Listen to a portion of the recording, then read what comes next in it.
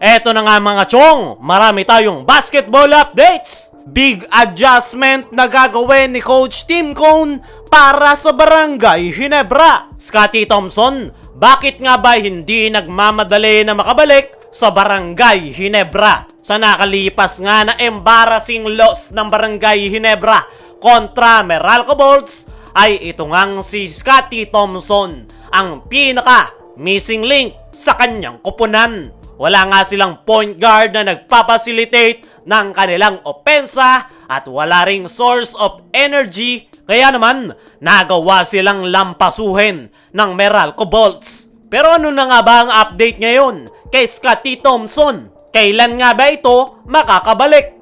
Ayon nga sa ambush interview dito kay Scottie Thompson ay everyday naman nandun siya sa practice ng Barangay Ginebra. Pero hindi nga daw nito minamadali ang kanyang pagbabalik sa paglalaro. Since college pa nga daw siya ay meron na siyang back injury. At alam niya daw yung nangyari sa kanya noong pinilit nitong makabalik sa paglalaro. Mas lumala nga raw yung kanyang back injury kaya napilitan daw siya noon na mag-sit out ng 1 taon. Kaya naman, this time ay hindi nga raw nagmamadali itong si Scottie Thompson. Kung kailangan nga daw niya ng long recovery period ay kanyang gagawin. Maigi na nga raw yung sigurado dahil na-experience na nga daw niya na minadali niya yung kanyang pag-recover at ang resulta, lumala yung kanyang back injury.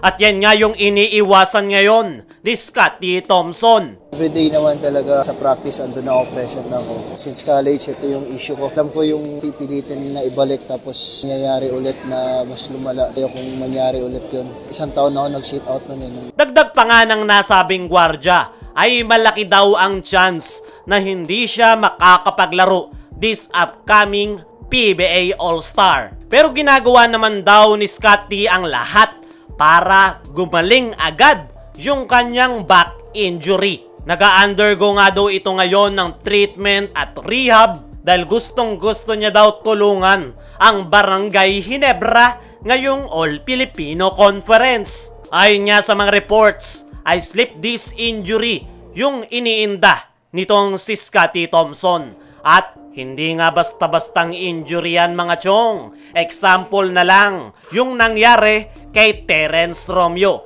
Parehas na parehas nga sila ng sitwasyon ngayon ni Scottie Thompson. Alam naman natin na matagal-tagal nawala si Terence sa San Miguel dahil pinilit nitong maglaro at ang resulta, lumala. At yan nga yung iniiwasan ni Scottie para makahabol pa siya ngayong All-Filipino Conference para sa Barangay Ginebra. Sa ngayon nga mga chong ay ramdam na ng Barangay Ginebra ang pagkawala nitong si Scottie Thompson. Dahil wala nga silang facilitator pagdating sa triangle offense. Nandyan nga si L.A. Tenorio pero hanggang sa ngayon ay hindi pa rin talaga nito na ibabalik yung kanyang rhythm sa paglalaro. Para sa Barangay Ginebra fans ay ipanalangin nyo na lang na mabilis ang pag-recover nitong si Scottie Thompson. Dahil kung matatagalan bago siya makabalik sa kanyang koponan, ay malaking problema ito para sa Barangay Ginebra. Bukod nga sa pagtitimon ng opensa, ay marami ring naiko-contribute itong si Scottie Thompson.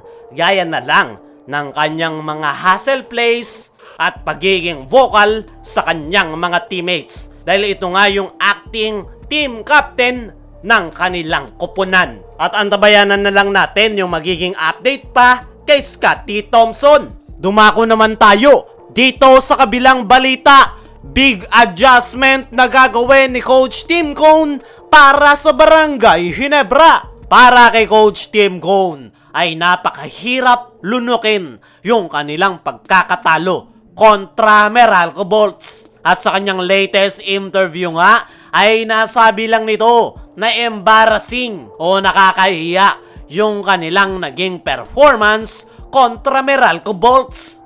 Dahil hindi man lang nga sila nakalamang at nagawa nga silang tambakan up to 31 points. Hindi nga nila nagawang makarecover at noong tanungin si Coach Tim kung ano ang nangyari ay wala nga daw siyang masasagot dahil hindi nga rin daw niya alam kung ano ang nangyari. Isa nga sa pinakapangit ang naging performance ay itong si Jaime Malonzo. Nag-average ito ngayong conference ng 24.5 points per game at 42% sa 3-point area. Pero biglang bagsak sa 4 points. At dahil nga sa nakakahiyang pagkakatalo ng Barangay Ginebra kontra sa Meralco Bolts, ay expected nga mga chong na magkakaroon ng major adjustment itong si Coach Tim Cone para sa kanyang koponan.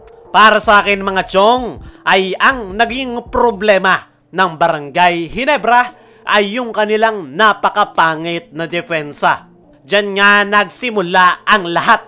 Sumunod na lang yung kanilang napakadaming turnovers at napakapangit na opensa. Pero maganda na rin para sa Barangay Ginebra na nakita nila agad yung butas sa kanilang koponan dahil mas maaga nga nila yang masusolusyonan. May mga Ginebra haters nga ang tuwang-tuwa sa nangyari at road to Boracay na nga daw. Ito lang ang masasabi natin mga chong. Masyado pang maaga para magsaya yung Barangay Ginebra haters. Nagkataon lang na off night yung Barangay Ginebra at i-expect nyo na matindi yung magiging bounce back ng Barangay Ginebra para sa kanilang mga upcoming games ngayong All-Filipino Conference. Dahil kilala natin itong si Coach Tim, meron yung surge of urgency at talagang hahanapan niya ng paraan para masolusyonan yung problema ng kanyang koponan.